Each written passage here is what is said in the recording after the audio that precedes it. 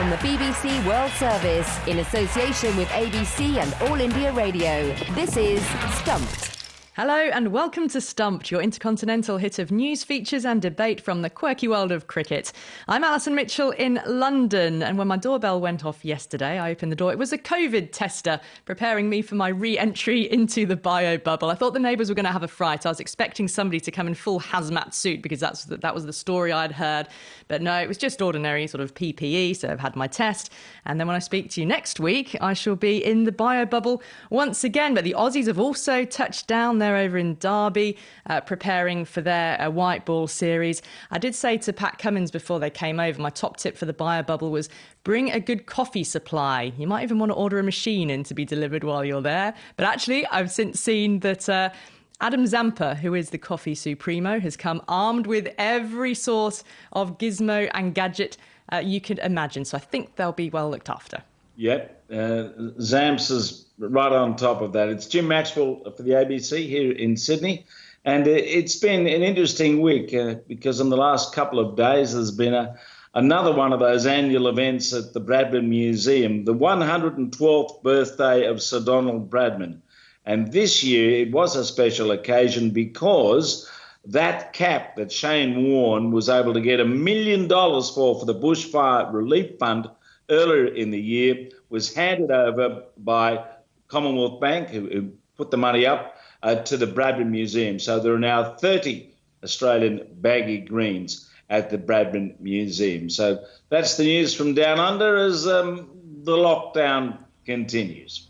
Well, I'm Charu Sharma for All India Radio in Bangalore. And Jim, I remember going to the Bradman Museum, thanks to Stumped, by the way, a few years ago. And it was quite something. I'm glad that it continues to get more and more museum articles. In Bangalore, though, we can't complain about the weather because it's nice and overcast and cool and happy. And even the COVID situation, by the way, we really can't complain too much about, even though the numbers are alarming. But I just read a piece today about how Bangalore is the most open city, quote unquote, open city in India with the most restrictions lifted so far. However, sport is still comatose and the sports persons are still wondering where to go. Are the gyms open or not? Or there's still a lot of confusion. But what can we say? A very large number of cricketers have, on chartered flights, made their way to the UAE. So maybe at least some cricket action to look forward to. Yet in another country, though, but not so far in India. No, let's hope that it does start to resume in other countries as well. The big debate here has been about getting the kids back into school. Some have already gone back into school, so it's should they wear face masks, should they not? But the UK is trying to, I suppose, resemble a little bit of normality, but we still are in the midst of it all. But cricket and test matches have been going on in England, as we know. The test match season is now over. Can you believe? England men winning the 3-match series against Pakistan 1-0. It was an immense feat to stage any tests at all. I can't quite believe that we got through all 6, and now we've got white ball matches to come. The final test finished in a draw. Rain and bad light were a factor once again, but it didn't stop England's leading fast bowler, James Anderson, making some more history. Anderson moves in, bowls the right-handed Azhar. Oh! Edged it, he's caught! He's caught at slip. And Jimmy Anderson becomes the first fast bowler in the history of the game to take 600 wickets. He's done it. An amazing, amazing achievement. He thought at one stage he wasn't quite going to get there, but fortunately the elements backed off enough for a little passage of play towards the end of the match, and Anderson reached that milestone. Jim, Charu, just how good is he? He's amazing. You know, he's one of those LP records. He's going to go on forever. I can see him here in Australia next year for the Ashes. 39 years of age. He just seems to be able to keep producing these performances without any serious injury problems. Yes, he's had a few niggles, but the fact that he's the first fast bowler to get to this landmark shows the quality of this extraordinary cricketer. And a lovely fella too. Had a chance to work with him on some of the one-day cricket when he was here last time. And he is charming company. And he does a bit of a show with Daggers and Henry Moran, doesn't he? gets the guitar out and they plunk away. I've had a bit of a lock-in. I remember once in Mumbai at the end of a test series where Jimmy was singing away. He does a very good podcast as well with Greg James, who's a Radio 1 presenter here, and Felix White, formerly of the Maccabees band. So, and then you do really hear Jimmy's personality come across, because he's often thought of being quite grumpy is the word which gets associated with him, Charu, isn't it? But actually, away from the field, he's a delight, and I've had the opportunity to sit in a commentary box with him as well over the years. Obviously multi-talented. That I didn't know, and I wouldn't choose grumpy, but I was about to say that he's not over the top for sure.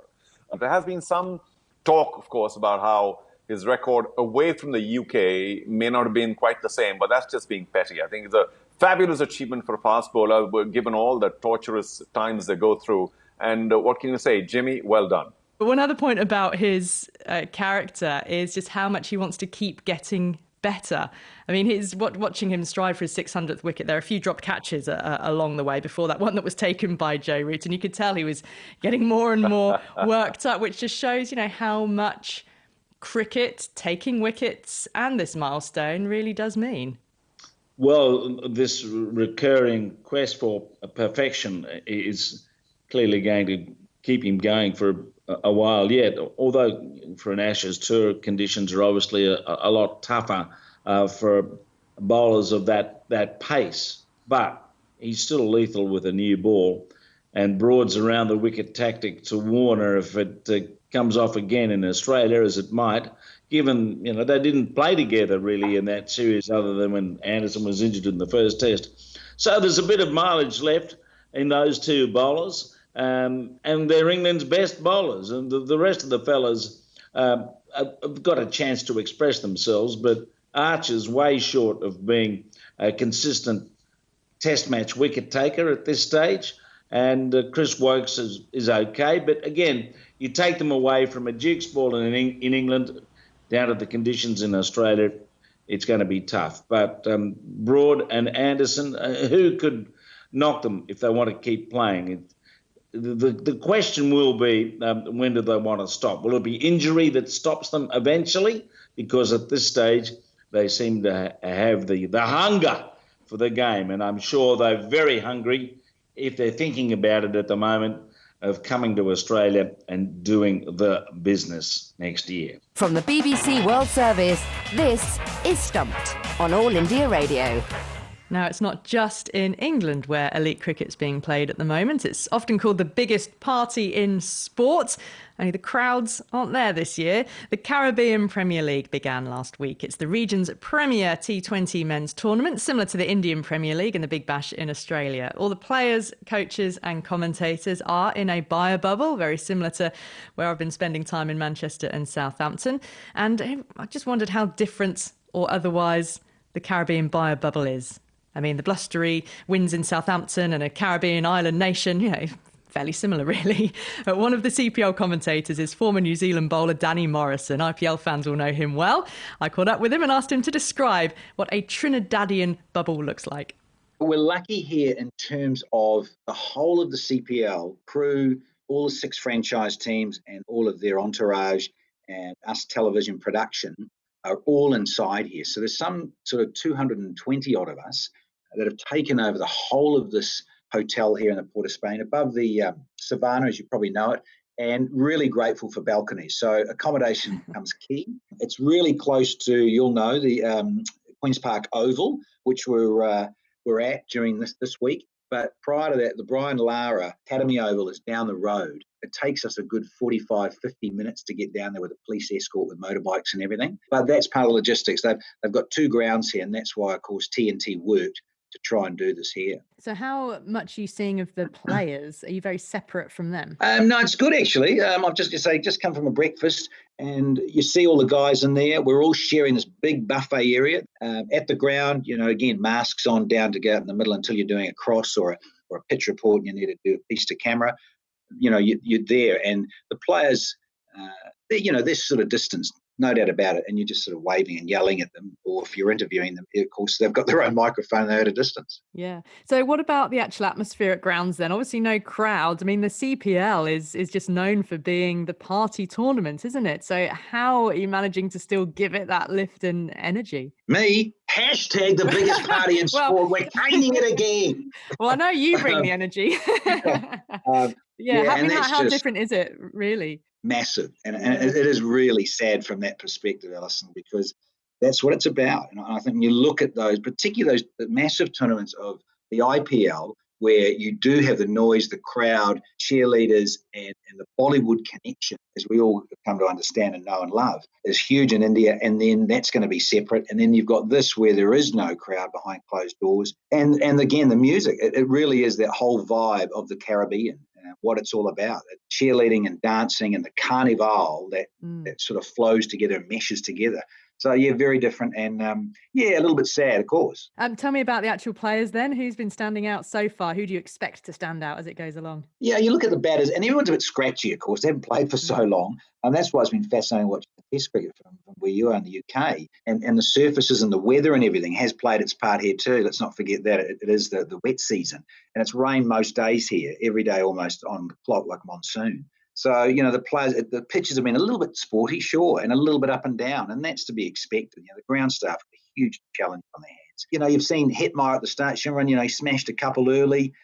He was starting to look good. Then he's missed out in the recent couple of games. The wrist spinners, and particularly Imran Tahir, they settle into a groove. Rashid Khan, but the Afghan guys, the mystery guys, Majib and co, brilliant to watch. Lamak Chani, they've been exciting and fascinating as ever.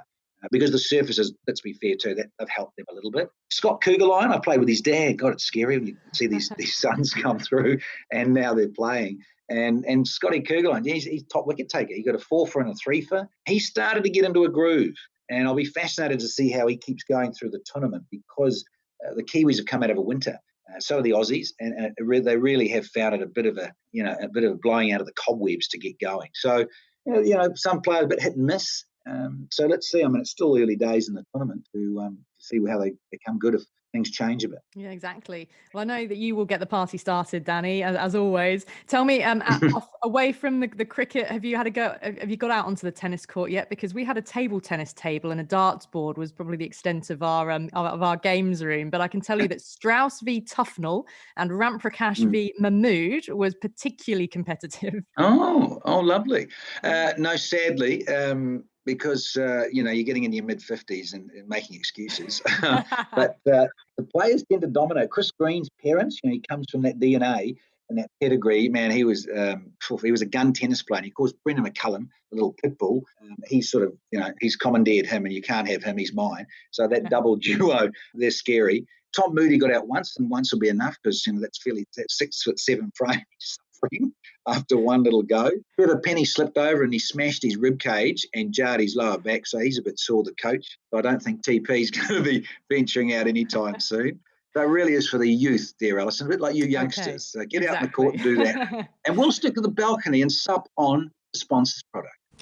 There you go. On a lighter note, Jim, what would be your game of choice if you're in the bio bubble? And how do you reckon you would cope? Like same ground, same bedroom, same canteen for weeks on end?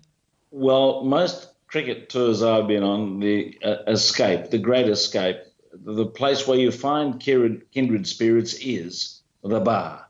So as long as that is open, the camel won't go dry in the desert. And people like Dan Norcross in particular, very good at creating, shall I say, discussions at 2:00 in the morning with other kindred spirits that you might find in the bar. So that'd be my survival, not table tennis. And I've noticed that the BBC have been having cooking nights, big cookouts, where they've got a commentary team to prepare a meal. I might have a go at that as well. Yep. So it's a meal, and if you can provide a little bit of entertainment as well, that also goes down well. Charu, on the cricketers, we heard Danny just say that, some excellent cricketers in the CPL, including some of the Afghan players, but some of them could actually miss the latter stages of the tournament because of the domestic T20 competition going on as well. It feels inevitable that all cricket's going to clash now. Even the domestic T20 tournaments, there's so many overlaps. Well, that's the way the world of cricket's evolving, isn't it? I mean, these tournaments are going to clash all the time. But just going back to, the same routine all the time, I can handle that. I don't have much use for the bar. But I do think that maybe this kind of a bubble environment, especially the one Danny talks about where everybody's together in one hotel, might actually be good for making better friends or some others who you didn't know too well and you just get to know a lot better and get closer to. So there is some kind of a minor advantage there. I feel sorry for the Afghan players if they have to return. The CPL will carry on. I know it's not much of a party this year, and it's a strange kind of disconnection with India because I know there are a lot of Indians involved in terms of the ownership of various teams, and there's some level of interest there.